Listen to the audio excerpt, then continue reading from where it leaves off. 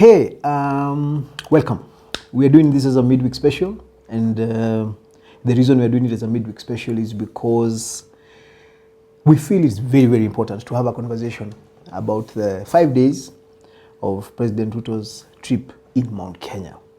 Of course, there is what we saw, and then there is the politics of what was happening.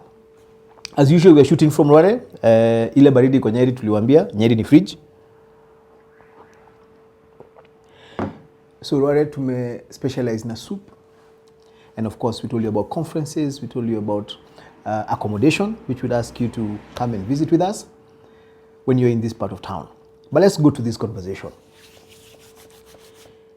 So President Ruto was in Nyeri from Saturday, Sunday, Monday, Tuesday, Wednesday, 5 days. And this was his first working tour in our region. And of course, there was a lot of expectation. Of course, there's been this conversation about the high cost of living, the challenges that Kenyans are going through, and then that negative energy that seems to be directed at government across the board, because there's a feeling that the general population expected things to move very quickly. There's always this conversation about tukiweka Biblia chini, what would happen?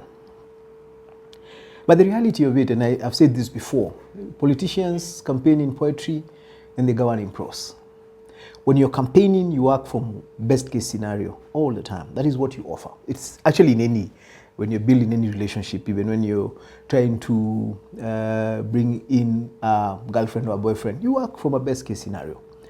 When you are now doing the work, you have to also consider that there are going to be worst case scenarios. And the reality is, today, we are looking at 1 year since the last elections. So it's 1 year of a new administration that has effectively been in government for 10 months, right? And the reality again, especially for people like myself who are in business, who are farming, and that is a general Mount Kenya person, you understand you cannot plant and harvest at the same time. You cannot start a business and start making profits at the same time. There is going to be a time between the beginning and the fruition of what you want. And I think that is one of the things that has ensured that the Mount Kenya region hasn't moved its support from this government of Kenya Kwanza, despite the challenges that the government is facing. It's also important for us to understand that the challenges that the government is facing do not really specifically deal with us. Recently, we saw Tanzania raised its petrol prices by 27 shillings, right? It's something that's going around the country.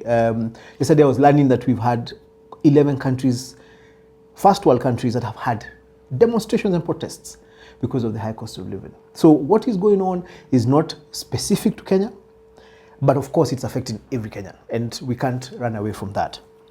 One of the things I liked about this particular tour was a show that the president did on Kirirembe in Oro, where he literally broke down. Anybody who listened to that 1 hour show has a very clear idea of what the president is up to, and he really did sound like he has a plan. And the advantage is that you have to give him the benefit of the doubt, because you can't judge him based on actions, because it's going to take time for these plans to be implemented. The first thing is to ask yourself, does he actually look like he knows what he's doing? Does he really have a plan? If you wake up in the morning and you have a plan for the day, and you can tell me the plan, I give you benefit of the doubt, because you're most probably going to do something about it in the course of the day. The one thing that stood out for me is the 52% of the cost of living being the cost of food.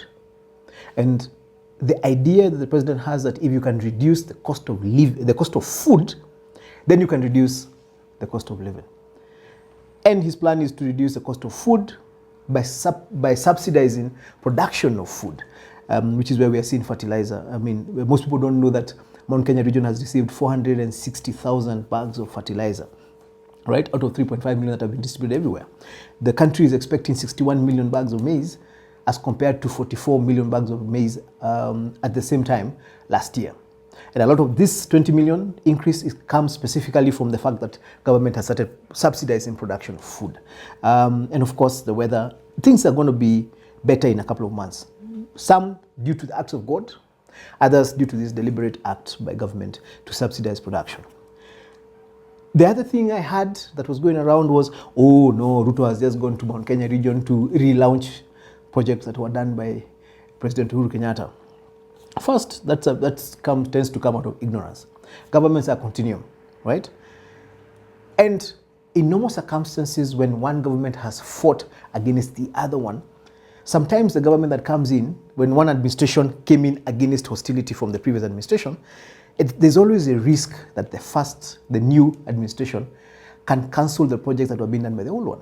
So one of the things that Ruto has confirmed to the Mount Kenya people is that any project that had been initiated by Uhuru Kenyatta for this region will be completed. So whether it's Mau Mau roads, it's our irrigation projects, whether it is our hospitals, cancer hospital that President Uhuru launched a couple of days to the last election, the President Ruto confirmed it is going to be completed.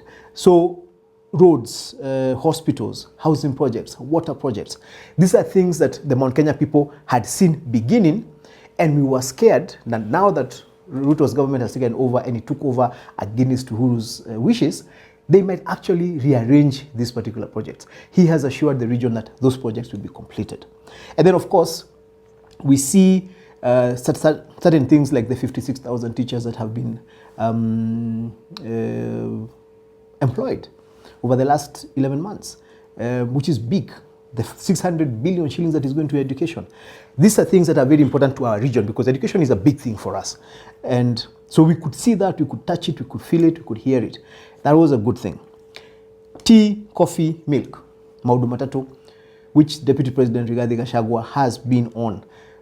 The President affirmed that the Deputy President has his blessings when he's meeting the coffee farmers, when he's meeting the tea farmers, and when he's structuring milk. Of course, there was this conversation about ensuring that we do not get processed, we don't get milk powder coming in from outside to come and destabilize our milk market, which is important, right? Because I'm a milk farmer, I'm a dairy farmer, I've got a couple of cows, and I'm very interested in ensuring that our dairy industry is actually making money.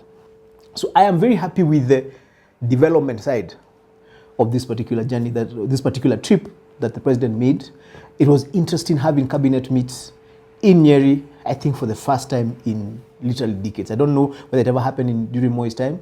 It didn't happen during Kibaki's time. It didn't happen during Uhuru's time. It's happened under Ruto, which is interesting, and within his first year. So having all those people come was good even for our commerce as a county, because those people were sleeping in our hotels, they were eating in our hotels, they were buying fuel from our petrol stations. We're very, very glad to have hosted the government for 5 days. That effect is still being felt here, and that's a good thing.